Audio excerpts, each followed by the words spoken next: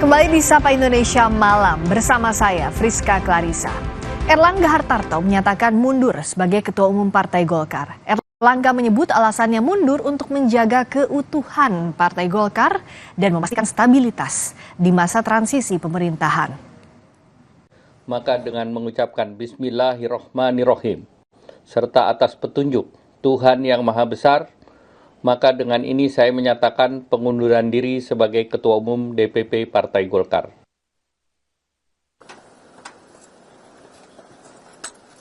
Erlangga Hartarto menyampaikan pengunduran dirinya dari jabatan Ketua Umum Partai Golkar.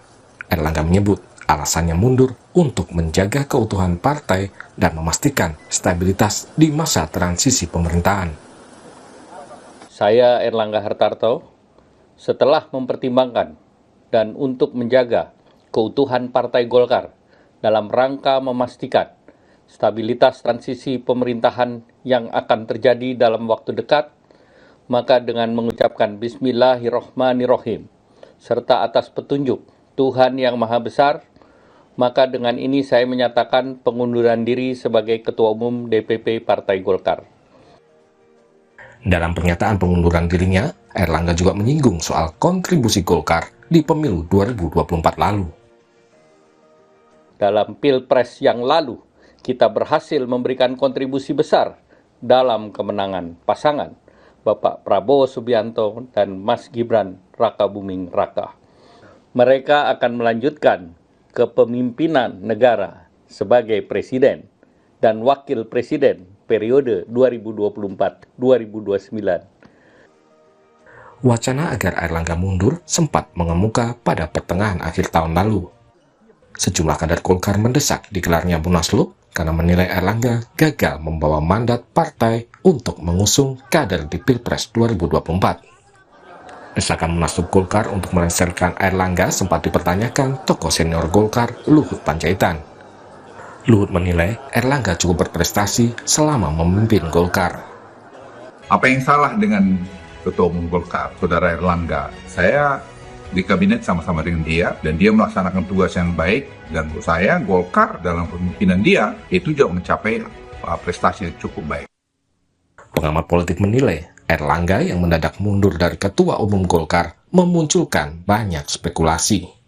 Tidak salah juga spekulasi, ada orang ditempatkan dari atas tiba-tiba jadi ketua umum, dengan mudahnya juga dia dicabut.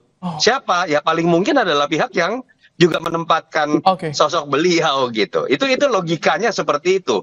Dan itu yang menurut saya akan terjawab dengan waktu. Siapa yang paling berkepentingan kan sudah terdengar lah, Mas Ibrahim. Bung Ridwan tadi udah mengatakan, pers juga tahu, masyarakat juga sudah tahu. Nama yang akan muncul, siapa yang akan menjadi PLT. Dan paling mungkin adalah kita akan menerka siapa yang ada di belakang ini kan adalah bagaimana nanti nama yang akan menguat di dalam Munaslup. Misalnya kalau orang menerka nama Bahlil, orang pasti akan menduga di belakangnya ada Pak Jokowi, karena Bahlil adalah orang dekat Jokowi. Akan berbeda kalau misalnya Agus Gumiwang, mungkin yang dianggap paling berpengaruh di situ adalah Pak Prabowo, karena Pak Agus Gumiwang dekat dengan Pak Prabowo. Wakil Ketua Umum Partai Golkar Ahmad Doli Kurnia menegaskan, Erlangga memilih untuk fokus sebagai Menko Perekonomian dan mengawal transisi pemerintahan baru. Ahmad Doli juga membantah ada desakan agar Erlangga mundur. Paling lama gadang lebih berkonsentrasi untuk di kabinet, karena tenaga ketua umum kami itu sebagai Menko Perekonomian sepertinya lebih dibutuhkan ya di kabinet untuk mengantarkan masa transisi pemerintahan ya, karena banyak sekali program-program yang disiapkan sebagai program lanjutan. Erlangga menjabat sebagai Ketua Umum Partai Golkar sejak 2017 lalu. Munas Golkar pada 2019 mengukuhkan kembali Erlangga sebagai Ketua Umum selama 2 periode. Masa jabatan Erlangga seharusnya berakhir pada Munas Partai Golkar yang dijadwalkan pada Desember mendatang. Tim Liputan, Kompas TV.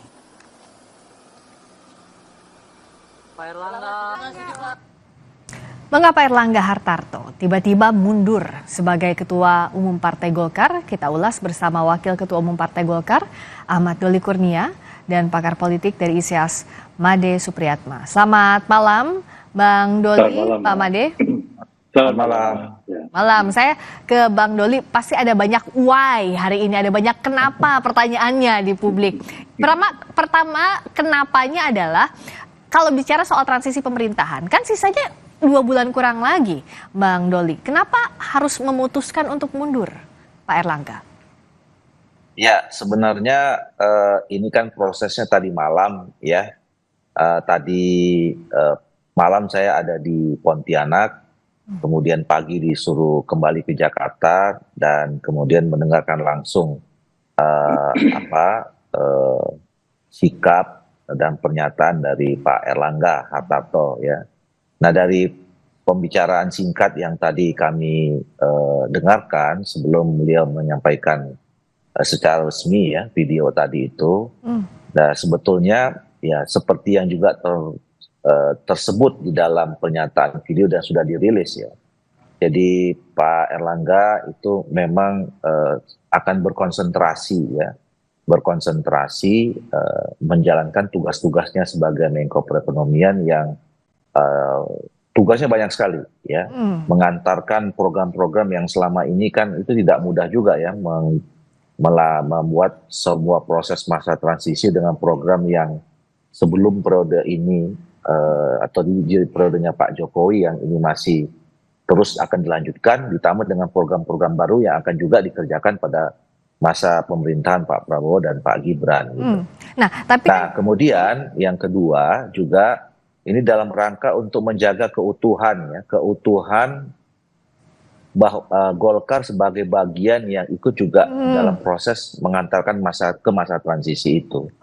Nah, jadi sebenarnya itu disampaikan secara ikhlas ya, secara legowo gitu. Jadi itulah yang sebenarnya yang terjadi.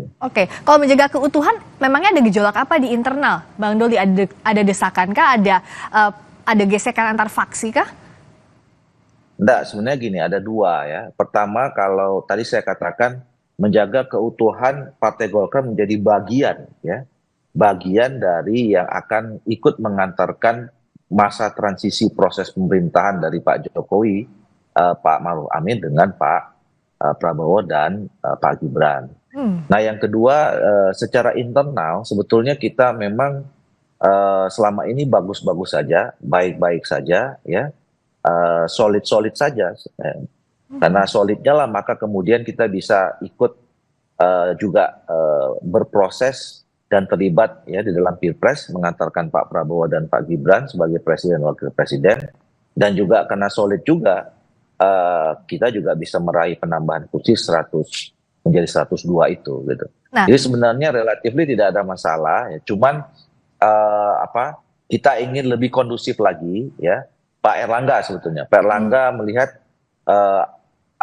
dengan mengambil langkah itulah supaya suasana situasi lebih favorable, lebih kondusif untuk Partai Golkar dan untuk menjalankan masa transisi ke depan. Kenapa ini jadi pertanyaan? Karena Pak Erlangga bilang bahwa di bawah kepemimpinan Pak Erlangga berhasil mengantarkan, jadi salah satu partai besar yang mengantarkan Prabowo Gibran menjadi pemenang Pilpres. Lalu secara di Pileg juga dapat prestasi, Partai Golkar mendapatkan suara terbanyak kedua.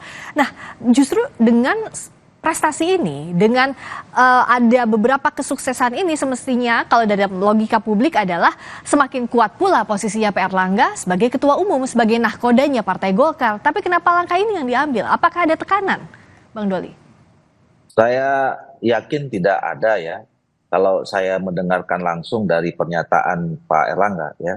Jadi kan saya dan beberapa teman-teman tadi berusaha mendalami ya apa yang disampaikan oleh Pak Erlangga kepada kami sebelum disampaikan ke publik itu. Jadi Pak Erlangga betul-betul merasa ikhlas ya, legowo demi untuk kepentingan partai dan kepentingan pemerintahan di masa yang akan datang. Diskusi dengan siapa Pak Erlangga sebelum memutuskan untuk mundur ini? Apakah keputusan pribadi mundur di saat ini tiba-tiba atau bagaimana, Bang Doli?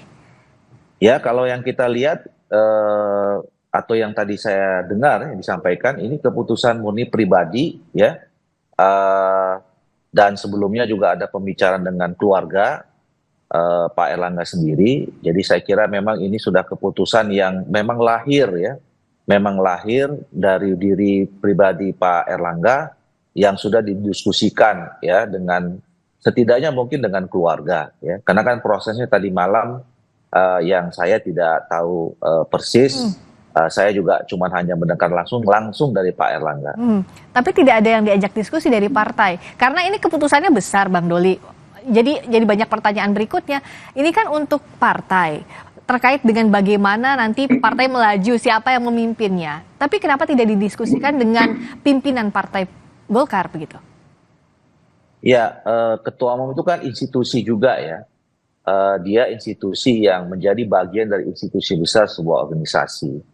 Nah, saya kira sekarang Pak Erlangga sebelumnya sebagai ketua umum itu sudah mempertimbangkan masak-masak ya tentang posisinya sebagai institusi ketua umum itu, dan akhirnya mengambil keputusan bahwa untuk kepentingan partai ya dan juga sekali lagi saya katakan untuk kepentingan bangsa dan negara ya dalam melanjutkan masa pemerintahan yang sekarang ini sudah memasuki masa transisi, akhirnya Pak Erlangga mengambil keputusan itu.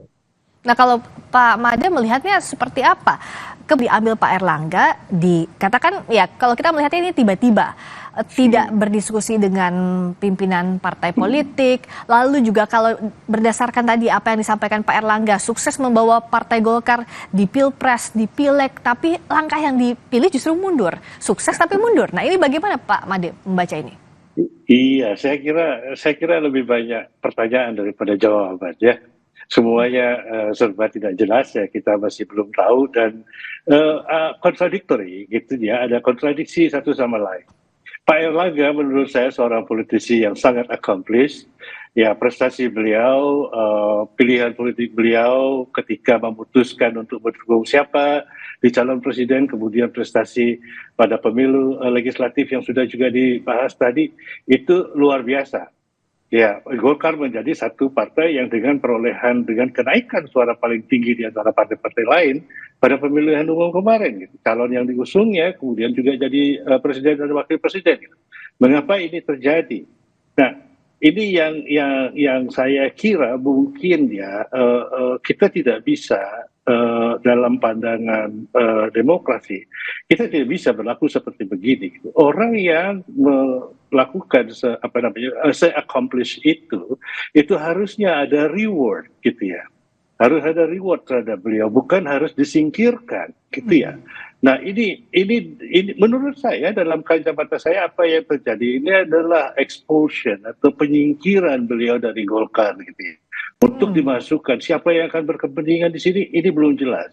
Semakin hari kita akan melihat polanya gitu ya. Tapi desas-desus di luaran bahwa ada kepentingan pihak istana bahwa Pak Jokowi kemudian ingin karena beliau tidak berpartai, ingin di PDIP juga tidak terlalu diterima begitu kan, terus kemudian sekarang ingin membuat kendaraan sendiri gitu ya. Sementara anaknya Kaisang menguasai satu partai itu terlalu kecil gitu ya. Jadi beliau butuh sesuatu yang besar untuk tetap relevan dalam politik Indonesia. Bang Doli, apakah betul tadi desas-desus yang sampai ke telinga banyak orang termasuk Pak Made sampaikan tadi bahwa ada kepentingan Pak Jokowi di balik mundurnya Pak Erlangga? Saya tidak mau berspekulasi ya. Karena saya berada di dalam di Partai Golkar, saya juga tidak punya pretensi untuk kemudian mendengarkan desas-desus di luar gitu. Nah kami selama ini fokus hanya bekerja, apalagi sekarang ini kan dalam masa-masa persiapan pilkada gitu. Nah makanya kami mengikuti saja, dan pimpinan kami selama ini namanya Pak Erlangga sebagai ketua umum. Jadi Pak Ketua Umum yang menjadi rujukan kami. Jadi kalau Pak Erlangga mengatakan atau memberikan arahannya, ya kita kerjakan. Termasuk dia mengambil keputusan terhadap pengunduran diri ini pun tentu kami menghormati ya. Saya kira Pak Erlangga punya pertimbangan sendiri yang mandiri gitu ya. Dan tadi disampaikan bahwa ini keputusan yang menurut dia yang terbaik buat Pak Erlangga, buat Partai Golkar dan buat bangsa dan negara. Nah, kalau bicara soal mundurnya Pak Erlangga ini, kenapa tadi di awal juga pertanyaannya adalah soal adakah gejolak di internal? Karena sebelumnya ada isu soal Munaslup. Lalu ini bahkan isunya dijawab langsung oleh Pak Luhut yang mempertanyakan kok bisa sih sampai ada isu Munaslup? Toh Pak Erlangga bagus kerjanya, achieve dalam menjalankan tugasnya. Tapi di saat yang bersamaan dalam beberapa waktu kemudian mundur Pak Erlangga. Bagaimana menjelaskan ini, Bang Doli? Ya, saya kira cerita atau fakta yang bisa menceritakannya secara langsung ya, bahwa kalau kita runut dari belakang ya, dalam proses perjalanan Partai Golkar, saya kira tadi sudah diceritakan ya, bagaimana kita mulai dari kepemimpinan Pak Erlangga 2016, ya, kita menghadapi Pileg 2019, Pilpres juga begitu ya. Alhamdulillah waktu kita bisa bertahan nomor 2, kemudian menghadapi Pilkada 2020 kita juga punya cerita yang cukup baik gitu ya. Kemudian di Pileg dan Pilpres kemarin seperti itu gitu. Nah, jadi sebetulnya relatif seperti yang saya katakan tadi, kami selama ini baik-baik saja. Dan kalau memang ada selama ini isu Munaslup ini kan isu yang berulang-ulang dan ini setiap periode pasti muncul aja, tapi sekali lagi karena memang kami ini insya Allah bisa menjaga soliditas ya selama ini. Nah, kita selama-selama menghadapi isu-isu itu tidak terjadi.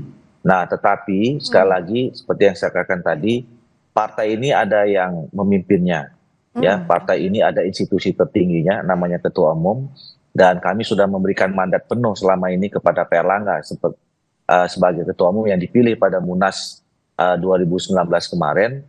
Nah, tentu pelepasan posisi atau tanggung jawab sebagai Ketua Umum itu ya tergantung dari Pak Erlangga yang selama ini diberi amanah untuk itu. Jadi kalau Pak Erlangga kemudian tadi malam mengambil keputusan menyatakan mengundurkan diri, saya kira juga itu hak pribadi yang juga harus kita hormati, dan tentu saya kira itu diambil untuk memberikan kebaikan buat semua berdasarkan pandangan Pak Erlangga. Oke, kalau dari Pak Made bagaimana melihatnya tanggung jawab dilepaskan untuk transisi pemerintahan, fokus ke pemerintahan, tapi kan sebagai Ketua Umum ini punya tanggung jawab kapal untuk jelang pilkada yang harus diarahkan menuju pilkada, ini momen krusial kita katakan demikian. Apa yang Pak Made lihat dari langkah yang diambil, langkah besar bahkan berisiko ini? Ini sesuatu yang sangat besar ya. Jadi beliau dikeluarkan dari Partai Golkar oleh sebuah kekuatan yang menurut saya kita tidak tahu siapa. Dan pasti kekuatan itu sangat-sangat besar. Dan beliau tidak berkonsultasi dengan koleganya karena saya tahu kepemimpinan itu selalu kolektif ya. Beliau tidak berkonsultasi dengan koleganya, beliau tidak memberitahu, tidak ada pemberontakan di dalam Golkar sendiri, tidak ada suara yang tidak puas dan lain sebagainya. Dulu memang ada orang-orang yang mau membuat Munaslup. Tapi kemudian Golkar ketika itu, khususnya para senior Dewan Pembina dan lain sebagainya, itu solid sekali, tidak ada Munaslup. Ya, saya ingat persis seperti yang dikatakan oleh Pak Luhut gitu ya. Jadi apa salahnya beliau? Seorang yang sangat accomplished, tidak ada angin, tidak ada hujan, terus kemudian tiba-tiba harus berhenti ya di tengah-tengah yang seharusnya kejayaan politik yang beliau nikmati. Ini sesuatu yang unprecedented, yang tidak pernah ada, gitu ya. Jadi kalau menurut saya ada sebuah kekuatan yang memaksa secara pribadi menghantam dan terus kemudian kita tidak tahu itu apa gitu ya. Saya tidak percaya bahwa ini murni keputusan beliau sendiri berdiri sendiri gitu. Ada kekuatan lain. Ya. Apalagi ini diambilnya jelang pilkada, Bang Doli. Bukankah ini berisiko? Partai ini sudah partai yang tertua. Tahun ini kami 60 tahun. Ya, dan kami juga sudah banyak sekali menghadapi pasang surut ya bagaimana menjalankan roda organisasi Partai Golkar ini. Nah, insya Allah dengan diambilnya keputusan Pak Erlangga mundur dan kemudian tadi kami juga sudah disampaikan, dititipkan gitu ya. Mudah-mudahan ya Partai Golkar ini sudah punya mekanisme sendiri, dia akan running well saja, sistemnya sudah jalan. Mudah-mudahan untuk menghadapi event pilkada tetap berjalan sebagaimana mestinya. Tapi siapa yang pegang kendalinya? Nah, sekarang dengan ini kembali, kalau pertanyaan itu kembali kepada mekanisme organisasi ya yang diatur dalam ADRT dan Juklak ya. Jadi dengan mundurnya seorang ketua umum tadi sudah ada pernyataan resminya ya.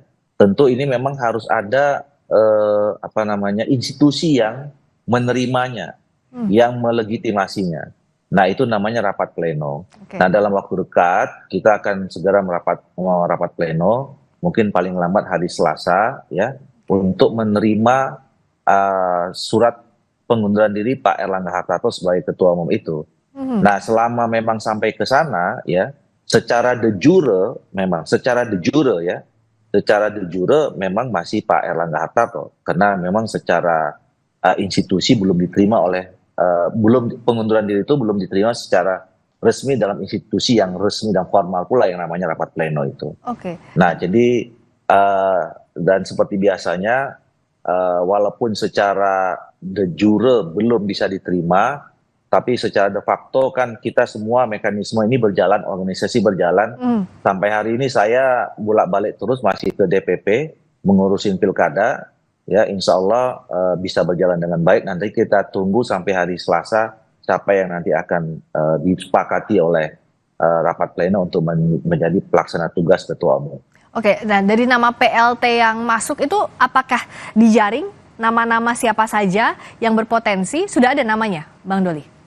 Oh, nah itu kan biasanya kami sudah ada 11 wakil ketua umum kan di DPP, dan seperti biasanya itu ditunjuk nanti salah satu, disepakati ya, disepakati salah satu dari wakil ketua umum yang ada itu.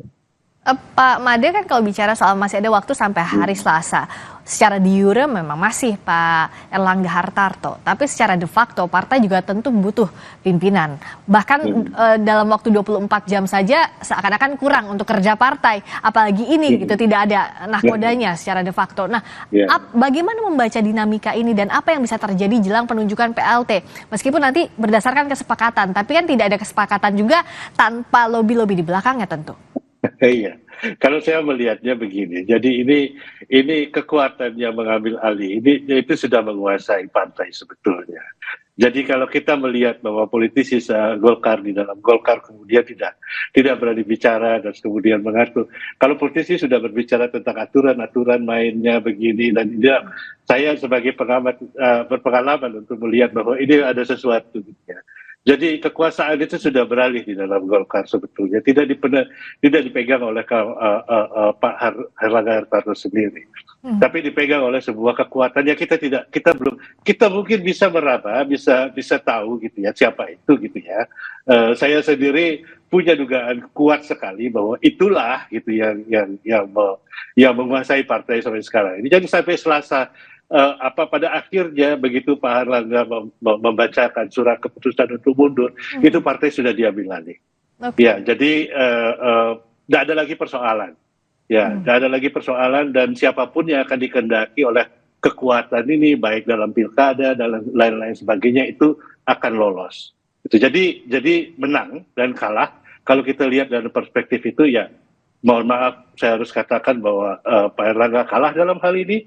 Dan hormat saya setinggi-tingginya, beliau politisi yang sangat accomplished, tidak seharusnya beliau diperlakukan seperti begini. Itu aja kata-kata saya. Oke, Bang Doli, bagaimana untuk menjaminkan Partai Golkar ini ke depannya tidak oleng? Tentu sebagai partai tua, Golkar punya mekanisme, punya sistem yang kuat di dalamnya. Tapi bagaimana agar memang tadi yang disampaikan Pak Made, ada kekuatan ini tidak mengobrak-abrik apa yang ada di dalam internal Partai Golkar, Pak Bang Doli? Ya, kembali kepada aturan dan mekanisme organisasi yang berlaku. Ya, tadi seperti saya katakan, kita selama ini sudah punya sistem yang running well gitu ya. Kalau misalnya terbentur pada satu persoalan, kita punya solusi yang diatur semua dalam mekanisme organisasi kita. Nah, termasuk misalnya kalau misalnya seorang ketua umum mengundurkan diri, kami juga punya exit way-nya. Nah, dalam waktu dekat tadi saya katakan pleno, dan mudah-mudahan ya ini kan kalau kita tarikan paling lama Selasa dan sampai hari Selasa itu kan sebetulnya seperti saya katakan tadi, ini kan jalan saja semua roda organisasi ini. Apalagi kalau tadi pertanyaannya soal pilkada, ya ini jalan terus. Nah, tinggal nanti mudah-mudahan tidak akan ada masalah ya yang cukup signifikan pada saat nanti kita menghadapi pilkada. Kita akan nantikan siapa yang akan menggantikan posisi Erlangga Hartarto jadi Ketua Umum Partai Golkar, PLT Ketua Umum Partai Golkar hari Selasa ya, paling lambat tadi seperti kata Bang Doli. Terima kasih Bang Ahmad Doli Kurnia, Wakil Ketua Umum Partai Golkar. Terima kasih juga Pak Made Supriyatna. Sama Pak Made. Terima kasih, selamat malam. Berikutnya saudara, kami kembali dengan informasi lainnya. Olimpiade Paris 2024 akan segera berakhir. Hingga kini Indonesia sudah meraih 2 medali emas dan 1 perunggu.